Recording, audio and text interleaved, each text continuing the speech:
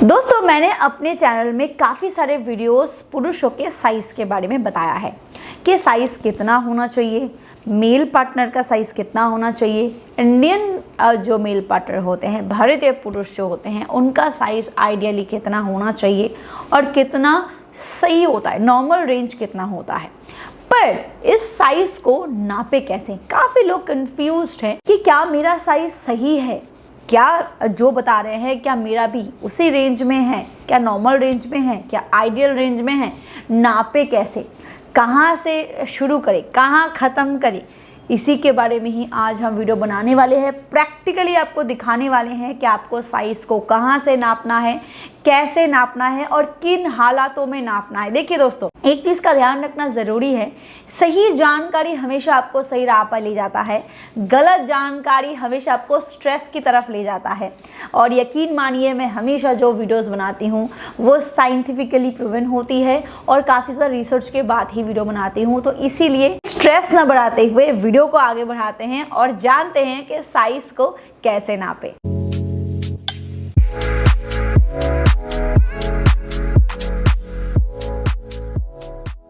यहाँ तो बात आती है एक कि खुद का साइज़ अगर नापना है तो इसमें काफ़ी दिक्कत हो जाती है ना, क्योंकि दोस्तों को हम बोल नहीं सकते भाई ये तो हाथ का साइज़ नहीं है, ये तो किसी उंगली का साइज़ नहीं है, कि हम दोस्त को बोले कि भाई मेरा हाथ का साइज़ नाप दे या मेरा हाइट नाप दे, ये तो पॉसिबल नहीं है। तो खुद के लिए ये काफ़ी डिफ़िकल्ट भी बन जाता है। तो मैं आसान से आसान तरीका बताने वाली हूँ इस वीडियो में कि आपको ना तो कोई दिक्कत होगी और आपकी सारी कंफ्यूजन दूर होगी। देखिए, जो हमारी इंडियन पॉपुलेशन है उसकी जो एवरेज रेंज है उसके हिसाब से एक भारतीय पुरुष का एवरेज साइज 5 से 6 इंच का होता है। मैं एवरेज साइज़ की बात करी हूँ।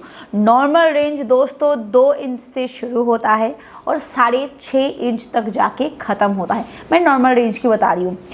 और जिनका 8 इंच है उसके ऊपर वो अबनॉर्मल रेंज आता है, 2 इंच के नीचे का भी अबनॉर्मल रेंज आता है और एवरेज रेंज जो होता है वो 5 से 6 इंच के बीच ही आता है। इसीलिए दोस्तों, नॉर्मली आप अपने साइज़ को देख के पता कर ही सकते हो कि आपके नॉर्मल रेंज में है कि नहीं, क्योंकि 2 इंच से शुरू होता है नॉर्मल रेंज और वो 6.5 इंच तक जाके ख़त्म होता है। तो इन भी जब आइडियली देख के समझ सकते हो कि आप नॉर्मल रेंज में हो, बट फिर भी क्यूरियोसिटी तो होती है कि मेरा है कितना। अब पता करते ही है कि मेरा साइज़ है क्या एवरेज रेंज के अंदर है।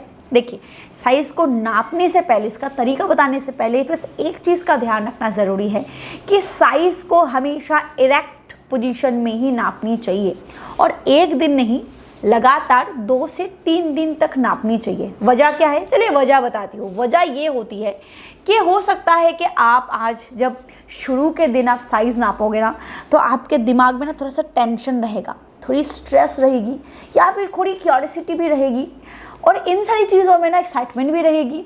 तो हो सकता है कि आपका इरेक्शन जो है उसमें गड़बड़ी हो सकता है 100% इरेक्शन ना ही हो। तो अगर आपका साइज़ थोड़ा इधर उधर हो जाए तो फिर आप तो टेंशन में आ जाओगे। इसीलिए पहले दिन या एक दिन का कभी भी प्रेडिक्ट नहीं करनी चाहिए या एक दिन का नहीं लेनी चाहिए। कम से कम 2 से 3 दिन आप नापो तो आपको पता चल जाएगा कि हाँ मेरा एक्चुअल साइज़ है क्या, और वो इरेक्ट पोजीशन में ही होनी चाहिए और फुल इरेक्ट हो जाने के बाद ही नापनी चाहिए। पर दोस्तों, काफ़ी सारे पुरुष ऐसे होते हैं जो अपने इरेक्शन इश्यूज से जूझ रहे हैं। टू मच हैंड प्रैक्टिस की वजह से कभी कभार नसों में गड़बड़ी हो जाती है या फिर नॉर्मली स्ट्रेस डिप्रेशन की वजह से भी इरेक्शन में थोड़ी बहुत प्रॉब्लम हो जाती है। तो इन केस में अगर आप अपनी इरेक्शन को डेवलप करना चाहते हो, अपने पेनाइल हेल्थ को डेवलप करना चाहते हो, तो आप अच्छे से रेगुलर बेस पे अपने पेनिस की मसाज करो। और इस केस में आप चाहो तो आप मेन्श्योर के मसाज ऑयल का इस्तेमाल कर सकते हो। देखिए, मैंने अपने चैनल में बहुत सारी वीडियोस में इसके बारे में बताया है। इसके कोई भी साइड इफ़ेक्ट नहीं है, ये सेफ़ है, नेचुरल है और डिज़ाइन ही किया गया है आपके पेनाइल हेल्थ को इम्प्रूव करने के लिए।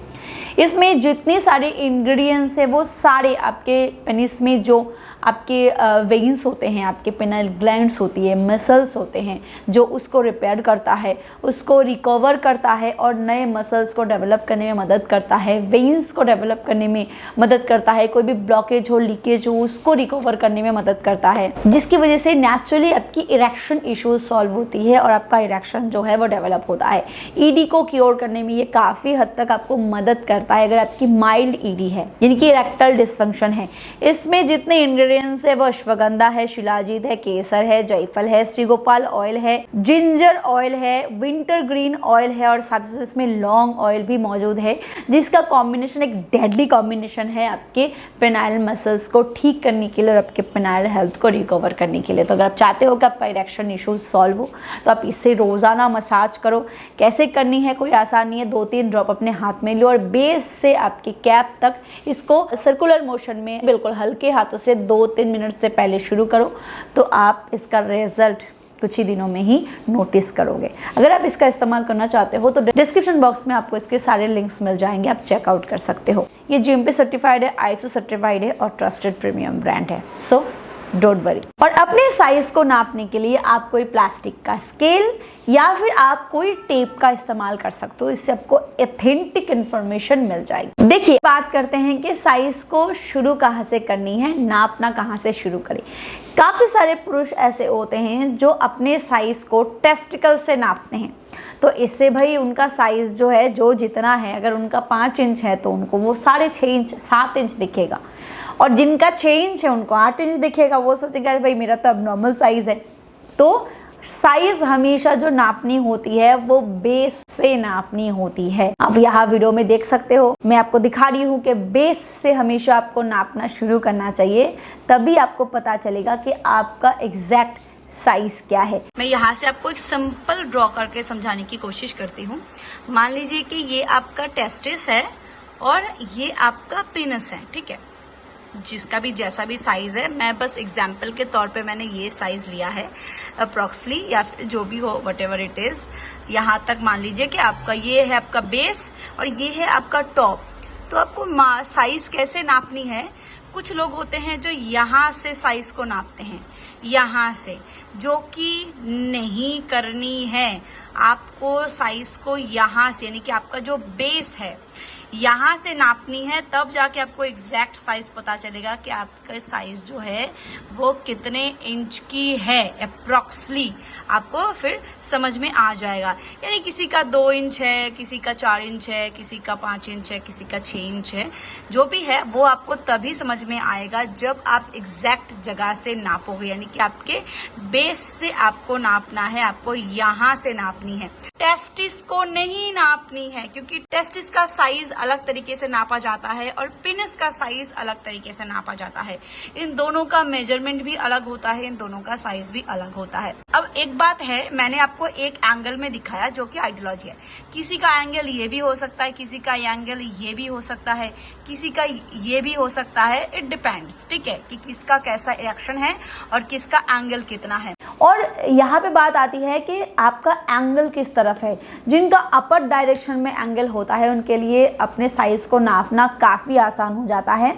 जिनका लोअर डायरेक्शन में, यानी कि ये एज के ऊपर भी डिपेंड करता है, अगर आप टीनेज एज में हो तो फिर आपके लिए साइज़ नापना बहुत आसान है। अगर आप एडल्ट एज में हो तो उस केस में भी ये काफ़ी आसान हो जाता है। बट अगर आप 40 या 50 के ऊपर होना तो उस केस में डायरेक्शन नीचे की तरफ आ जाता है, तो उस केस में बेस से एग्जैक्ट नापना थोड़ा मुश्किल हो जाता है। और उनके केस में ना इरेक्शन भी थोड़ा बहुत गड़बड़ी का हो सकता है, अगर उनकी लाइफस्टाइल सही नहीं है। अगर ये वीडियो आपको हेल्पफुल लगा तो प्लीज़ इस वीडियो को लाइक कर सकते हैं, शेयर कर सकते हैं, और हाँ, वीडियो कैसा लगा आप मुझे मेल करके भी बता सकते हैं। Thank you, bye bye.